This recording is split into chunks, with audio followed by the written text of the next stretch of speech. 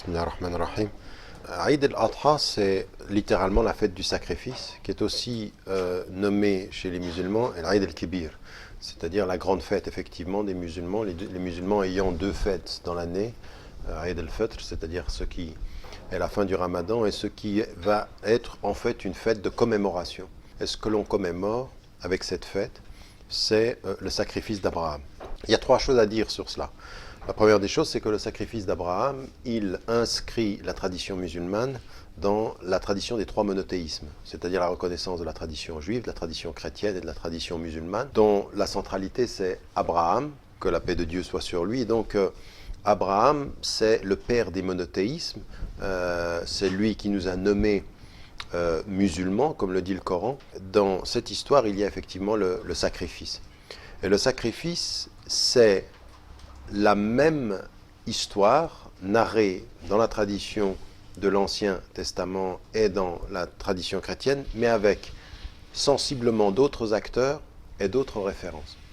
Dans la tradition musulmane, Abraham est appelé à sacrifier son fils aîné. Dans les deux traditions, le fils aîné est Ismaïl, alors que dans la tradition juive, celui qui va être sacrifié, c'est Isaac, le second, c'est-à-dire celui qui naît de la maman Sarah et non pas celui qui naît de la maman Hajar, qui est la servante d'Abraham dans un premier temps. Et donc, dans la tradition musulmane, c'est son premier fils, son premier-né, qu'il va sacrifier avec une histoire tout à fait particulière. Dans l'Ancien Testament, l'histoire est racontée de façon particulière et singulière. C'est que Abraham est appelé à sacrifier son fils, il prend son fils et son fils pose la question, Isaac donc, et dit mais où est la brebis qui va être sacrifiée? Et Abraham répond à son fils, Dieu saura reconnaître la brebis à sacrifier, c'est-à-dire qu'il ne lui dit pas ce qui va se passer. Dans le Coran, c'est une autre histoire. Abraham dit à son fils, Inni ara fil manam, j'ai vu en rêve que je devais te sacrifier, c'est-à-dire il dit à son fils, dis ce que tu en penses.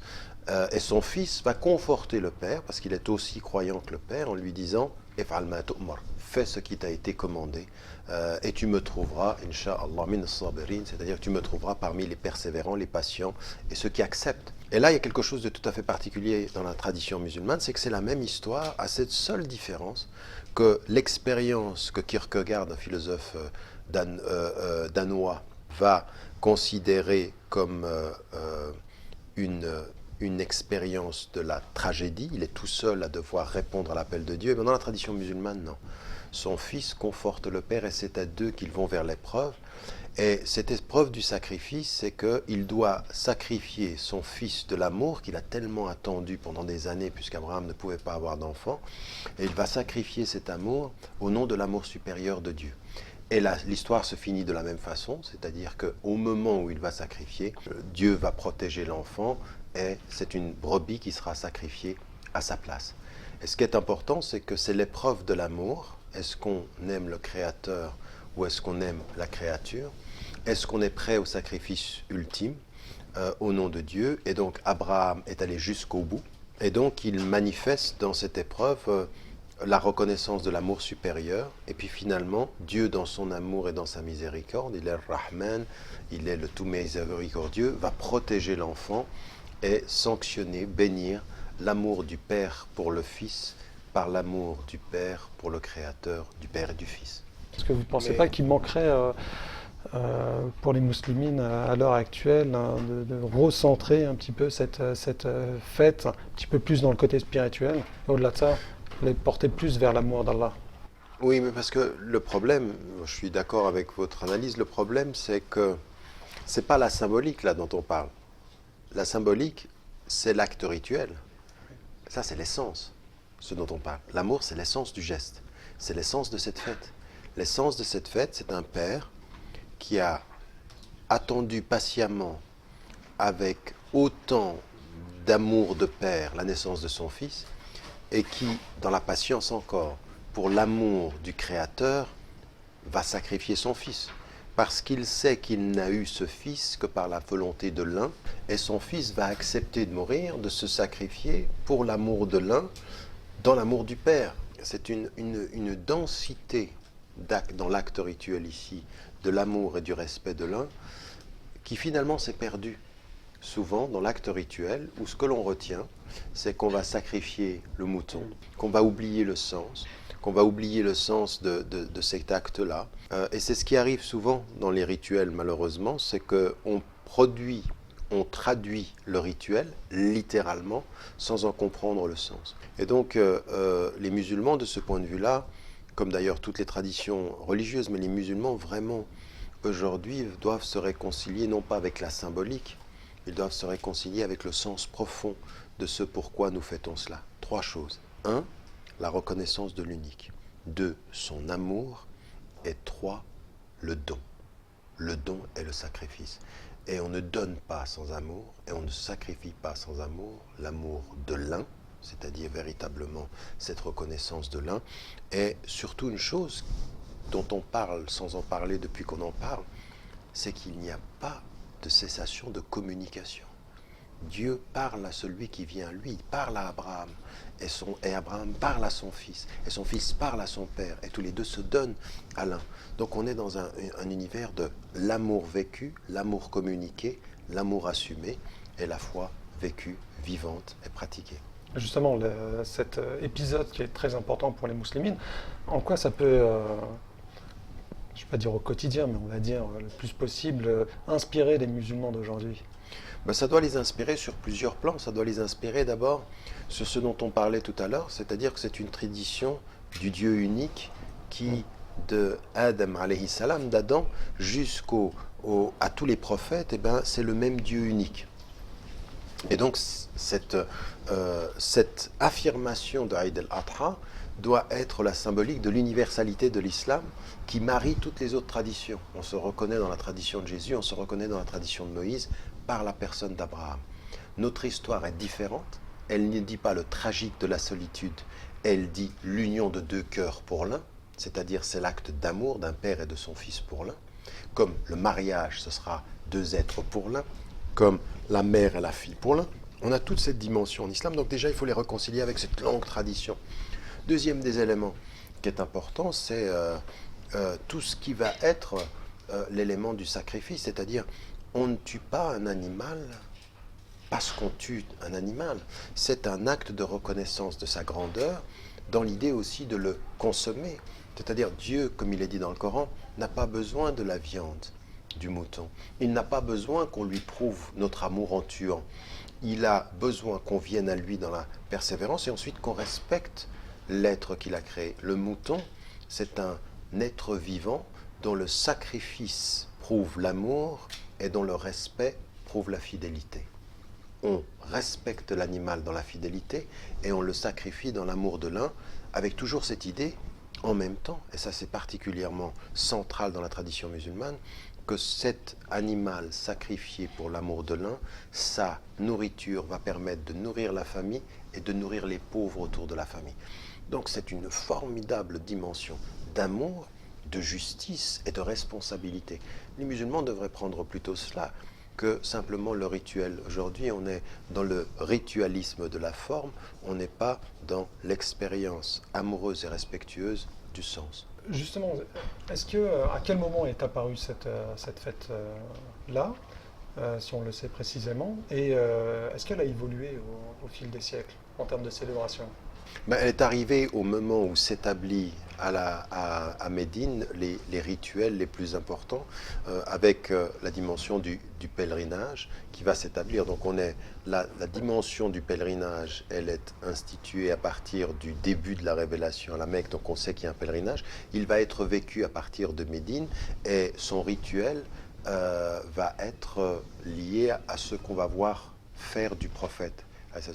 Le prophète, par la prière, il a dit « Sallu kama ra'aytumuni usalli » priez comme vous m'avez vu prier, et il dit « Prenez de moi les actes rituels du pèlerinage ». Donc c'est ce qu'il va dire dans Manasikakum, c'est-à-dire vous prenez de moi les actes rituels. Et quand ils vont voir ceci, c'est à ce moment-là qu'est instituée dans sa forme la dimension du pèlerinage.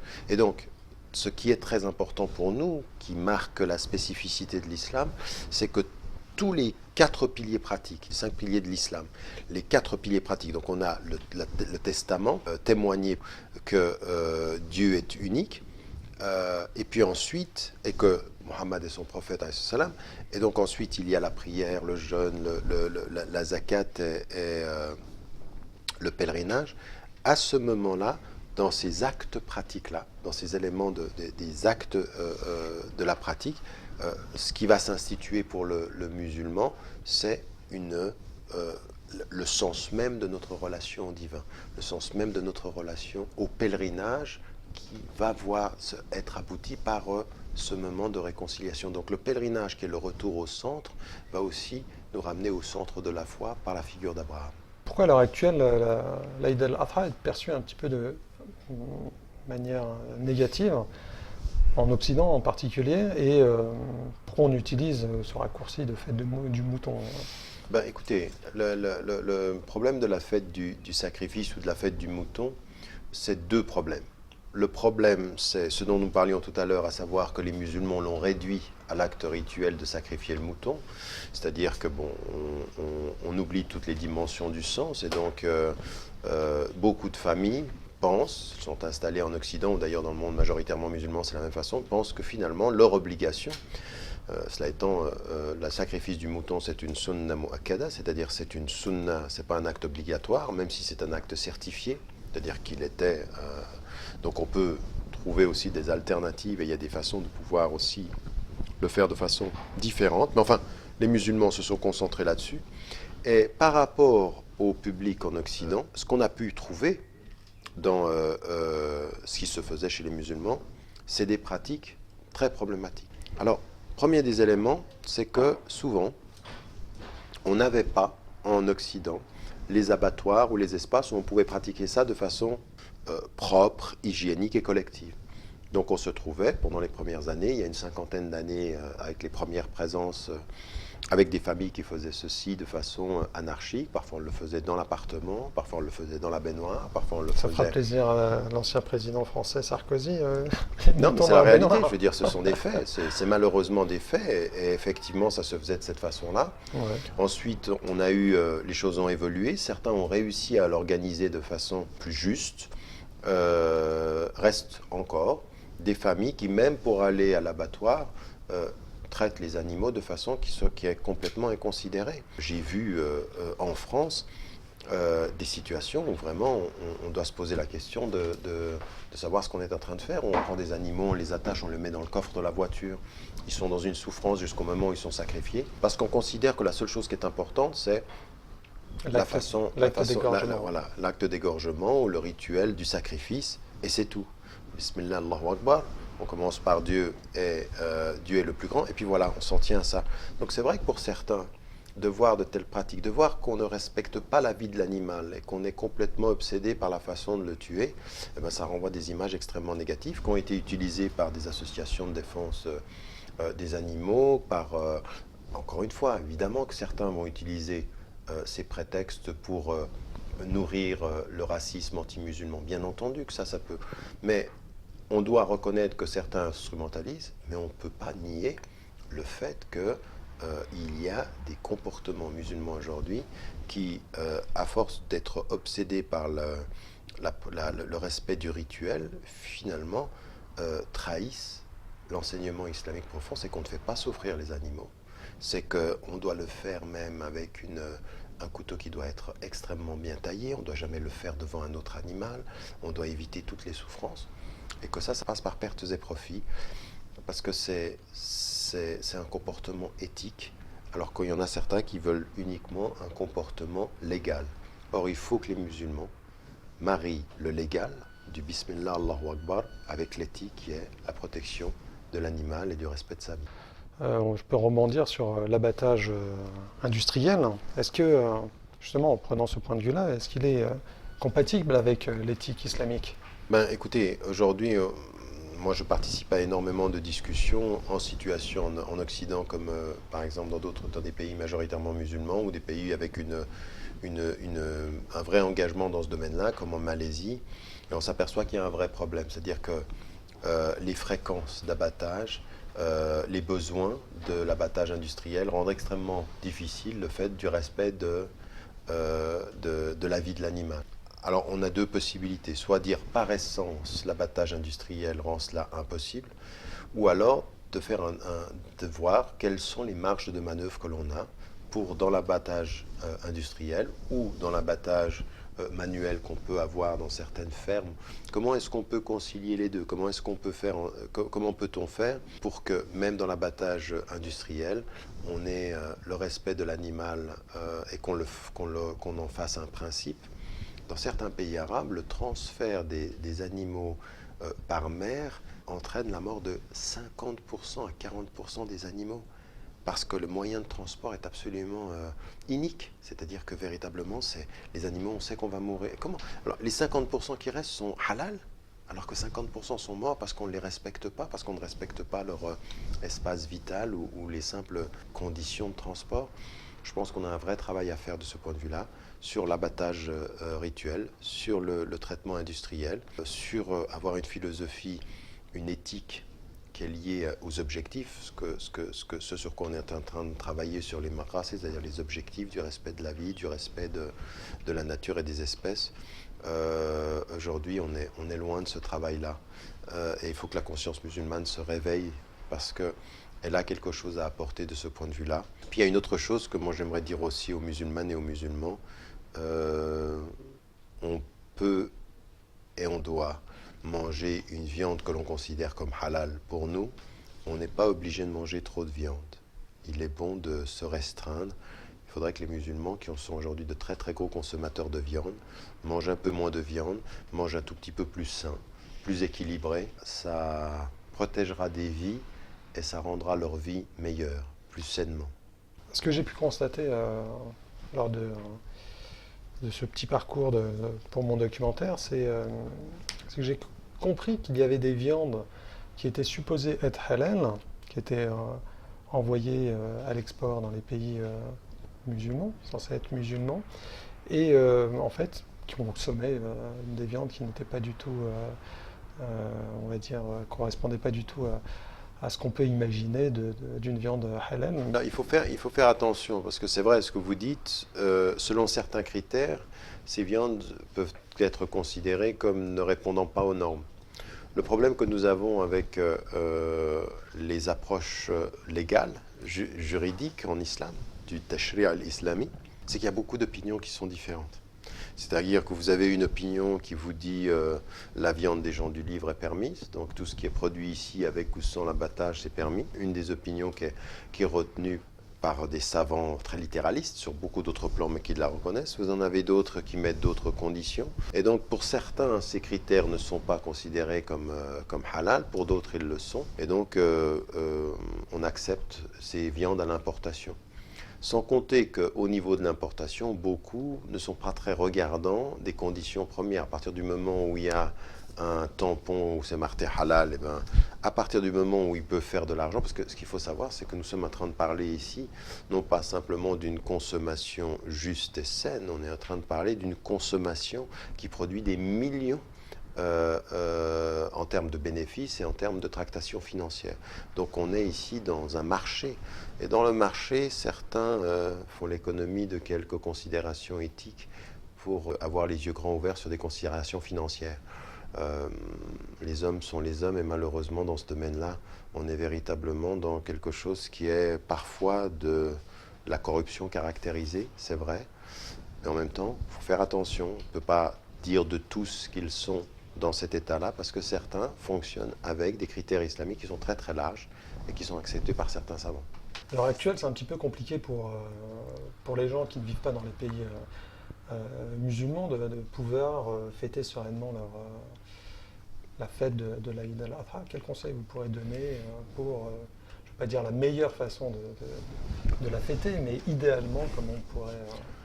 Non, mais je crois pas que ce soit aussi difficile que ça. Il faut simplement qu'il y ait aussi une volonté de la part des musulmanes et des musulmans de faire ce qui doit être fait, parce qu'on trouve plein de possibilités d'aménagement pour d'autres raisons. Pour la fête, on peut aussi trouver des façons de bien la vivre.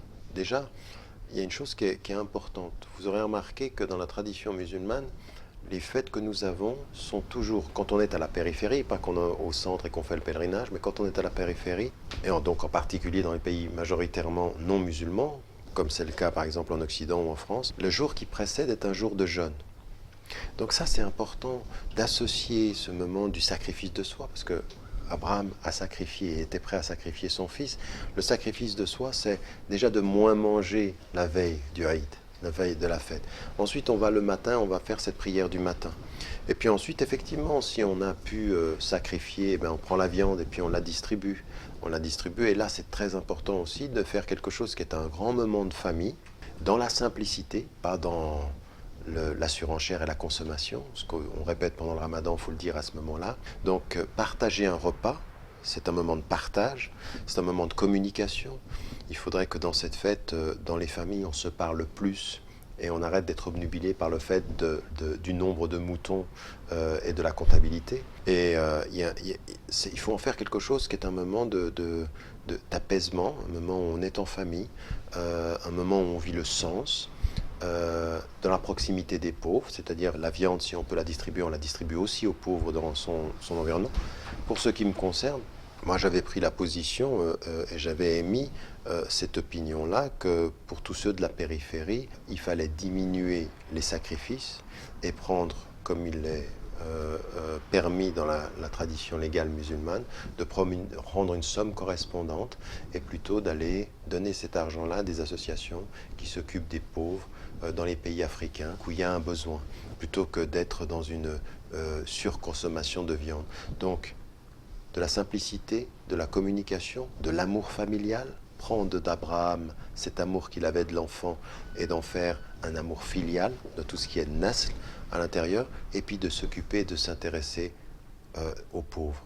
Il faut toujours se souvenir au moment du sacrifice d'Abraham, quand le prophète ﷺ avait demandé à Dieu, il lui avait demandé à Dieu, il lui dit Allahumma nas'aluka hubbal masakin, nous te demandons de pouvoir aimer les pauvres et d'être aimé des pauvres. Et donc nous avons une fête qui n'est pas une fête d'oubli, mais qui est une fête du recentrage. Toutes les fêtes islamiques sont recentre-toi, c'est pas éclate-toi, c'est pas une fête de perdre le centre de gravité, c'est d'y revenir. Et l'un des centres de gravité de qui est proche de Dieu, c'est qu'il est toujours proche des pauvres. Il n'y a pas de proximité avec Dieu si nous ne sommes pas proches des pauvres. Écoutez, je crois qu'il faut comprendre ce qui se dit, par qui cela est dit et pourquoi cela est dit. Donc on est en campagne électorale parfois, on est dans des situations où les populistes essayent de gagner du terrain. Les vrais gagnants des dernières élections françaises, ce n'est pas l'un des deux partis qui était en compétition, c'est le troisième qui a réussi à faire en sorte que ses propos soient normalisés dans pratiquement toute la classe politique française. Et c'est le parti populiste, un parti d'extrême droite populiste, et dont tous les thèmes étaient liés à la visibilité. Alors il y a la visibilité de la prière, il y a la visibilité des tenues vestimentaires, puis il y a la visibilité de l'abattage et la visibilité de ces fêtes et de ces prières. Et donc, on est dans une espèce d'instrumentalisation de cette visibilité pour faire peur, pour marquer la différence, pour déterminer l'altérité, qui est l'autre et qui nous fait peur, qui, avec leurs pratiques, sont en train de remettre en cause notre société. Comment réagir par rapport à cela? Alors déjà, il faut prendre du recul et de savoir qui parle et pourquoi on dit cela. C'est-à-dire qu'on est vraiment dans des espèces de processus électoralistes extrêmement malsains et que si on réagit au moment où ils disent ceci, on est en train de faire le jeu de ceux qui veulent notre réaction. Donc à des moments donnés, la meilleure réponse à ceux qui veulent une réaction, c'est le silence. C'est la meilleure action à ceux qui attendraient une réaction. C'est-à-dire ne pas réagir, c'est agir. C'est aussi agir, c'est-à-dire je ne vais pas répondre à ça. Et puis d'avoir une vue beaucoup plus longue, c'est-à-dire de notre côté, avoir une communication plus importante avec nos concitoyens. Regardez aussi ce que nous devons améliorer. Il y a énormément de choses que nous avons à faire, ce dont nous avons parlé sur notre façon d'organiser l'abattage, sur notre façon de vivre le rituel, sur la façon de communiquer à partir de cela. Parce que c'est très important de pouvoir dire que en fait, le sacrifice d'Abraham, de Eid al-Adha, ce n'est pas une spécificité musulmane, mais c'est ce qui nous réconcilie avec le reste, et puis que nous savons le sens de l'amour aussi, donc c'est une façon aussi de dire le sens, et puis dépasser ces polémiques-là en faisant ce que nous avons à faire pour améliorer nos pratiques et en faisant ce que nous avons à faire pour communiquer sur le sens de ce que nous faisons. Et puis les polémiques électoralistes passeront parce qu'on est dans un moment où on peut encore utiliser ceci, mais si ça s'excite véritablement autour de ces questions-là, c'est qu'on est en train de se rendre compte dans une certaine classe politique que l'installation des Français de confession musulmane est une donnée de l'histoire, que l'islam est une religion française et que tout cela va tendre à disparaître. Mais il ne faut pas attendre que ça disparaisse, c'est à nous d'être debout, conscients, lucides, courageux, dire ce que nous avons à dire, faire ce que nous avons à faire, être autocritique quand nous le méritons, être affirmé et affirmatif quand c'est une nécessité de notre présence, et puis continuer sa route. Mais encore une fois, ne pas tomber dans le piège de la réponse superficielle quand certaines des questions nous posent des questions de fond quant à nos pratiques. Et c'est vrai que de ce point de vue-là, en tant que musulmane et en tant que musulman, nous avons à vraiment réfléchir. Au bout du compte, l'Aïd el-Adha est une formidable occasion pour les musulmanes et les musulmans de se poser la question de leur contribution quant au respect des espèces, quant au respect de la nature, quant au respect de la création. Et si nous n'avons rien à dire et que personne ne nous entend, ce n'est pas à ceux qui n'entendent pas qu'il faut faire le reproche, c'est à ceux qui n'ont rien à dire. Et donc à partir d'un certain moment, c'est à nous de construire un discours qui ne soit pas superficiel pour plaire, mais qui soit fondamental pour être cohérent. Merci Monsieur Tarek Ramadan pour Merci votre éclairage, pour nous avoir parlé de la première fête religieuse fêtée en France, l'Aïd el-Adha. Merci à vous. Merci. Salam alaikum. Comme ça.